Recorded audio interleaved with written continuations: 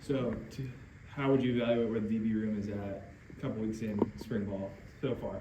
I think it's a constant work in motion. You know, we got a lot of guys moving around, different positions, different body styles, but I feel like we got a better understanding of the whys this season, you know, than opposed to last season. So, you know, we got a lot of bodies. We feel like we got some guys that we can throw in right at different positions to give us some depth that we may not have had last year. I think last year, you know, the depth was really more so who can execute. Now it's to the point where, hey, we all know how to execute the defense. Now, who's the guys that's going to be making the plays for us? And that's where we've kind of grown to. You've got some new faces. Crandall out on the corner. What are you seeing from him? He seems to be getting a lot of run with that top group. I think everybody's moving around with the group. I think, you know, I know you guys have limited time to see, but we got all the guys working with the ones. Because I think sometimes, you know, that's a little bit of a false reality that, you know, you can go out there and dominate versus the third unit, right? But sometimes a little bit different when you're running out there against Trent Walker and those guys and the number one wide receiver. So we like to give everybody equal opportunity to go against different wide receivers so we can really get a good gauge on, you know, where the skill set is and where the development is so far. So, you know, you see a lot of different bodies like rolling in that first group because nobody really has a job just yet. But TJ primarily, man, obviously, you know, I think he's more comfortable here on the West Coast, you know, with people that probably he's been to high school with or played on 7-on-7 with. So I think he's comfortable, so he's playing a little bit better now. You know, obviously he's been in college, so, you know, he understands how to install, he understands how to do things the right way in terms of get his body ready for practice. So, you know, some depth, and, you know, what's really needed in that room.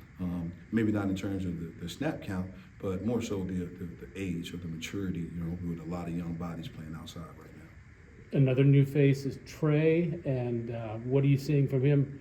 You know, getting out of school early to come and be part of this. No, I think we had high hopes for Trey, you know, kind of coming into this deal. We think his skill set, you know, he has multi-positions. You know, he plays some wide receiver.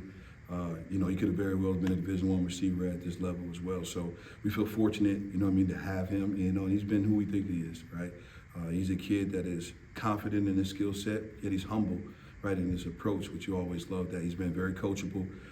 He's got a 3.0 for his first quarter, you know what I mean? And he's really not satisfied with that in terms of how he's working academically.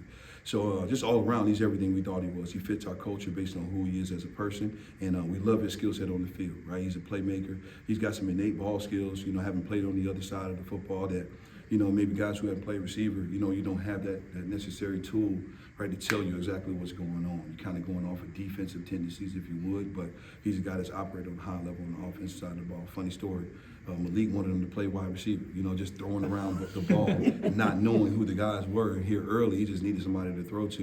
And he was like, look, man, I like that kid. Trey, I was like, hey, hands off. Right? You know, picking passes off instead of that. But he's handled himself very well, where we're excited where he is, and we're going to continue to push the ceiling and see where he can go. You've got him out wide right now. Where do you see him and like his ability to fill in for you guys? I think for us, man, I think if you probably hear this thing right along many times before, but you know, we try not to pigeonhole guys in the secondary. We like to just recruit defensive backs and kind of let them fall where they may. And sometimes their skill set is going to tell you, or their body style is going to tell you where they have to play.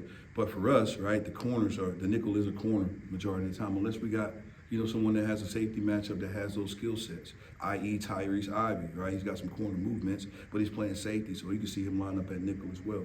So I think for the most part, right, the corner position is, the nickel position is basically a corner, right, playing out on the cut down X.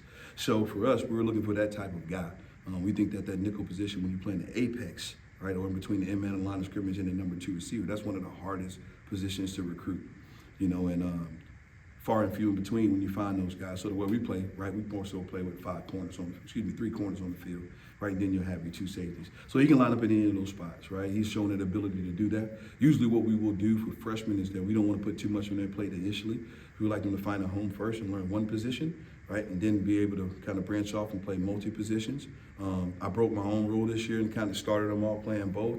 Coach Bray wanted to see him out there, and I took my hands off him a little bit and let him play specifically outside for a few days, and he started to make plays. So today he got a little bit of work inside too. So we're really just trying to manage his learning to make sure that we don't put too much on his plate, because at the end of the day, he's probably supposed to be going to prom here, you know what I mean, in a couple of weeks. So, you know, we don't want to overload his brain, and we want to continue his development going forward as he is right now. With Coach Bray calling plays this year, I mean, how much does that open things up for somebody like yourself to focus on different areas? And you know, I think You know, I think that's a loaded question there. I think last year the what was in the room, right? But the whys weren't necessarily in the room. And I think it's hard to kind of, run someone else's defense without knowing the intent of every single call. So, I've been around some programs where, the head coach kind of keeps the temperature a little warm. So for me, it's a little bit different. I think having them in the room, right, increases the sense of urgency for everyone in the room, coaches, players included, right? It makes me up my game when the head man's in there with you on an every single day basis. So for me, I think it's been great for the great for the defense, but I think it's been great for the offense as well, right? Because now we're communicating back and forth about what our scheme is versus what the offensive scheme is, and we're growing as a staff as well as we're growing with our players.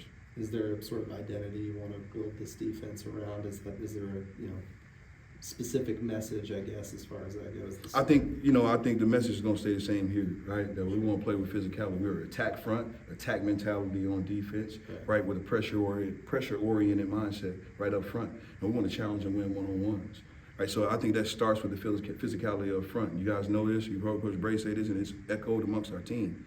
The success of this team is going to go through the defense, right? So if we can play this game with physical edges, right, winning on top, right, and forcing guys to make plays.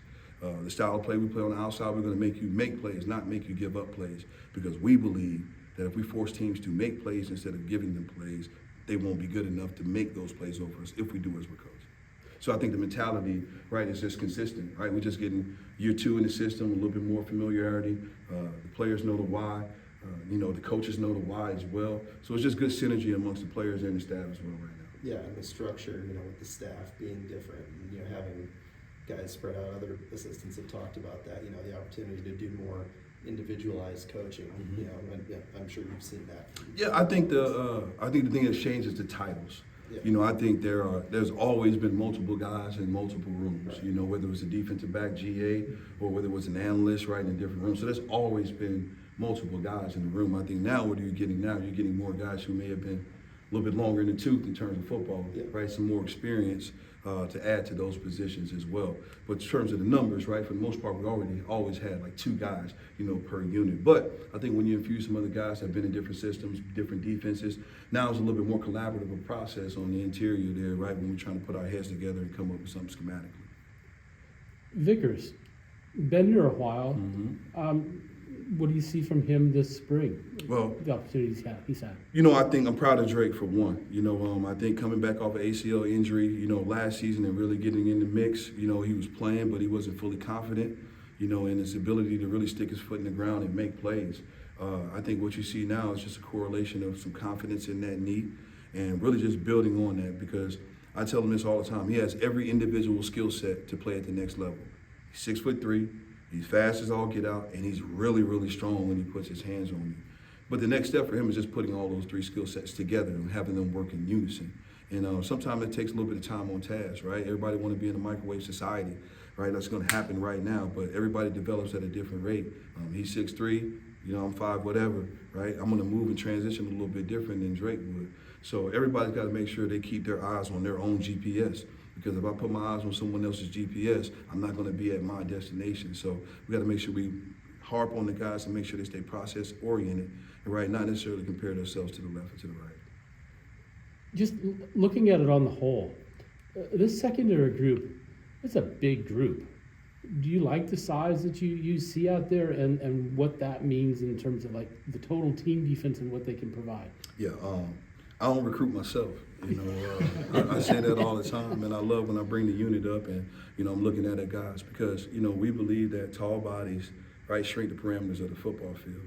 And what you lack in speed, if you can compensate with length, right, that also helps as well. So, when you roll out there with a unit where we can roll out with Jaheim and Skylar at safety and put Tyrese at nickel, right, those are 6'3" or better bodies out there that can run and fly around and, play the game in a physical way. So, we just have options in the room that the size is not necessarily a prerequisite, but it is a bonus, right? But we don't want to fill the room up with a bunch of little guys, right? Then you got no answers, right, when you play big bodies. And the same inverse, right? We don't want to fill the room up with a bunch of long, tall bodies, and then next thing you know, we're playing some short speed, space wide receivers, and we can't necessarily handle that. So we want to have a lot of different tools in our toolbox, and so not just techniques for the toolbox, but also individual people for the toolbox. So I think the guys are connecting more. And what we're starting to see is push-pull leadership. It starts with myself. I made it more of a commitment to make sure that I'm doing more, for our players, and I think it's kind of spilled over to them. And then now you have some of those good habits of rubbing off on others next to them. You got a Tyrese Ivey pulling the Marion York together, and he's playing some of his best football. You got Coach Coop working together, right, bringing Jaheim along, and he's taking a huge step forward. So we're really working this push-pull leadership that is starting to take off. And when that takes off and guys start seeing some success, right, we're hoping that can carry over into the fall as we continue to build towards the season. Thanks, Coach. All right, appreciate y'all, man. Thanks.